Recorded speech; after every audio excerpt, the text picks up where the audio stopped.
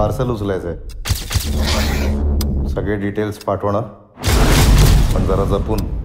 आणि काम झालं की बॅग कुठे? भाऊ बॅग बॅग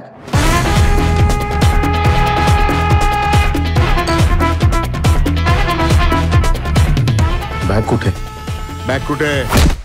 बोल ना बाबा, बोल ना. तेच तर विचारतो, कुठे?